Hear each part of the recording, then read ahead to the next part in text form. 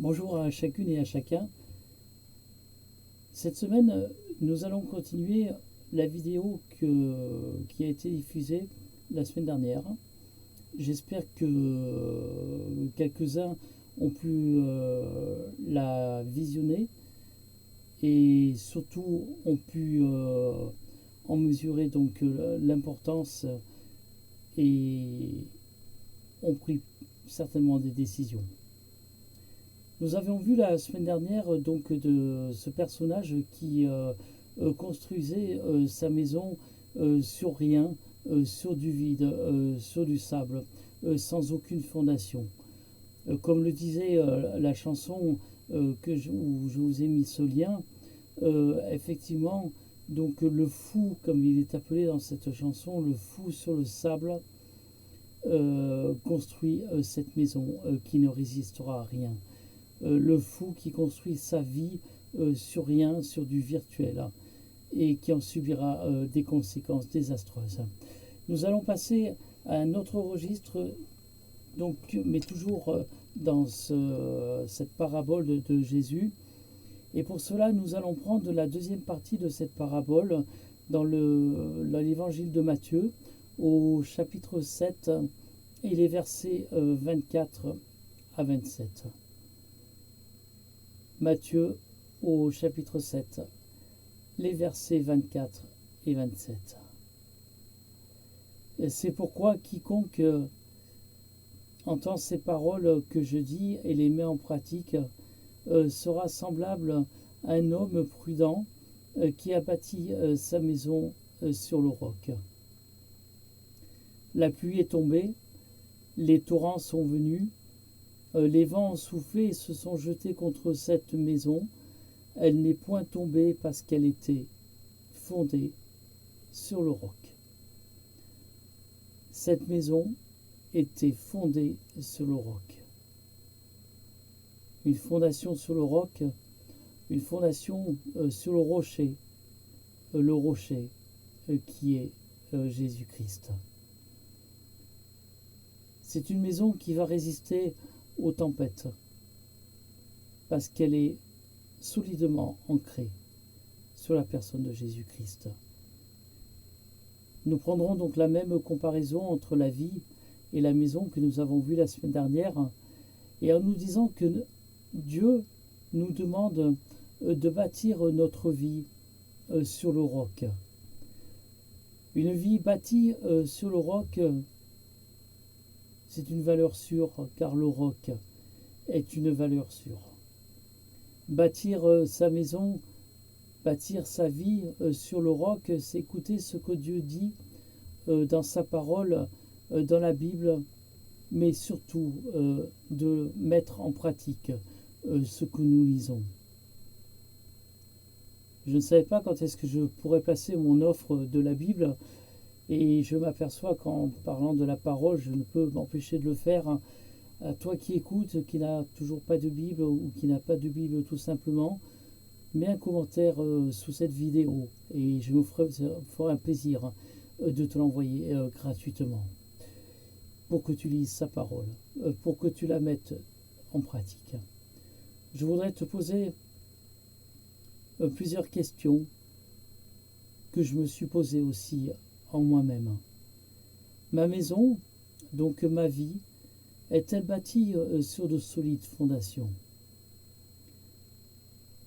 Quand la tempête sera là, c'est-à-dire les épreuves, les difficultés, ma vie sera-t-elle si bien ancrée sur Jésus-Christ que je passerai ces moments difficiles?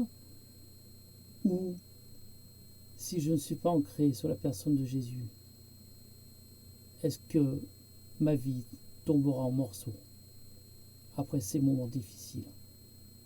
Alors je ne veux pas dire que quand nous bâtissons une vie sur le Christ, que nous serons exempts d'épreuves, de difficultés. Nous aurons toujours les mêmes difficultés, toujours des épreuves dans nos vies. Mais sachons qu'avec Jésus-Christ, qui nous aidera par sa parole, par beaucoup d'occasions, nous pourrons avancer et franchir, même si c'est difficile, ces difficultés, ces épreuves. Est-ce que ma maison, et c'est une question que je me suis posée, que je te pose aussi, une question importante, est-ce que ma maison, est-ce que ma vie donc résistera à cette épreuve? Si elle résiste à l'épreuve, quelles seront les conséquences? Des conséquences qui seront heureuses car je resterai accroché avec le Seigneur, quoi qu'il arrive. Si ma vie est bâtie hors roc, hors un sol solide, ma vie, quel en sera le but après? Continuerai-je?